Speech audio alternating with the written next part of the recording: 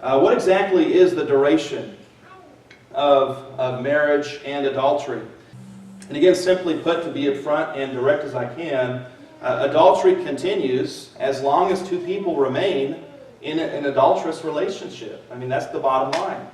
And we can say that about, any sin. How long is a person a drunkard? Well, as long as he continues drinking. How long is a person a homosexual? Well, as long as they continue in a relationship where they're with the same sex. And so there are two basic reasons that I believe adultery continues as long as someone is in an adulterous relationship. The first reason is based on grammar. Based on the grammar of Jesus' teachings. And so in Matthew 5, verse 28, Jesus warns married men against lusting. And he says, there I say to you, whosoever looks at a woman to lust for her has already committed adultery with her in his heart. And so I believe Jesus is warning us not to do this, men.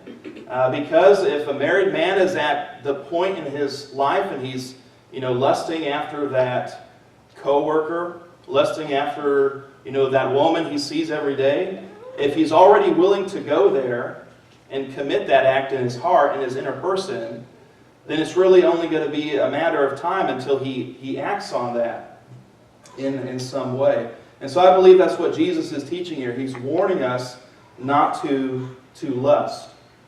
And if you look at the verb commit, notice it is past tense here. He said, I say to you that whoever looks to lust after her has already committed adultery with her in his heart. It's past tense. And so this is a past action. Now if a man does lust after a woman, that's not pleasing to God. He's made a mistake. It's in the past, and the way he repents of that is, admitting that to God, praying for forgiveness, and moving on with his life. Being in love and being infatuated with his wife, and finding pleasure in his wife. And so it is a one-time mistake. It is a snapshot of something he has done which is not pleasing to God. However, when Jesus talks about the act of adultery, that is adultery taking place in reality when a man is acting on what is happening in his heart, he doesn't use the past tense. Again, looking at Matthew 19, verse 9, he says, I say to you, whoever divorces his wife except for sexual immorality and marries another commits, present tense, adultery. And whoever marries her who is divorced commits adultery. And so from Jesus' grammar here, this is not a one-time mistake. This is not just a thing in the past that he has done and he can move forward. Jesus is talking about a man who has put himself in a situation where he is committing an ongoing act as long as he is with that person. And so that continues as long as the man who leaves his wife, as long as he's with that other woman, he is committing that sin. Look at Romans 7, because here it's explicitly taught. It's not even a matter of grammar here, it's just what is taught by the Apostle Paul. And here we also learn about the duration of marriage, and that's why the duration of marriage and the duration of adultery, they go hand in hand. And he says in Romans 7, verse 2, he says, the woman who has a husband is bound by the law of her husband as long, and there's the duration there, as long as he lives. But if the husband dies, she is released from the law of her husband. And so we learn here that the natural and intended conclusion of marriage is the point of death. When one spouse passes away.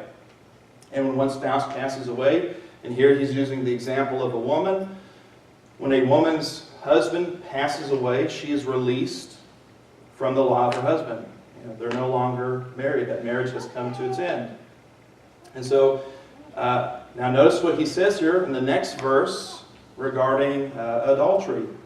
Verse 3, he says, so then if while her husband lives, she marries another man, she will be called an adulteress.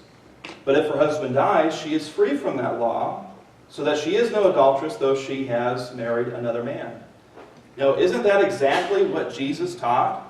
When Jesus said, the man who divorces his wife and marries another commits adultery. And here Paul, again, basically says the exact same thing. While her husband lives, she marries another man, she'll be called an adulteress. And so notice it's the lifespan of the husband. That's the standard to which this woman is held regarding whether or not she's being faithful to her husband. And so it really is that simple. If someone has a spouse which is alive, they do not have the right to go marry someone else unless they were divorced according to Jesus' exception. And so there again, it's the life which is the standard. And if that woman is married, her husband passes away, and she becomes a widow, if in time she wants to, she can get married with God's approval. And we see that at the end of verse 3. And we find pretty much a parallel passage to what we just read in 1 Corinthians 7, verse 39, where it says, a wife is bound by law as long as her husband lives, but if her husband dies, she's at liberty to be married to whom she wishes, only the Lord. And so notice here, the wife is not bound by law to her husband until she forces divorce upon him.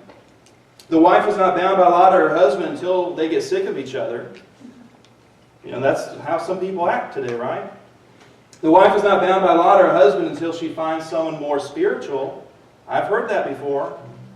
A wife is bound by law as long as her husband lives. That's the standard. And it's true, as we typically say, till death do us part. That's scriptural. That's what the Bible teaches us.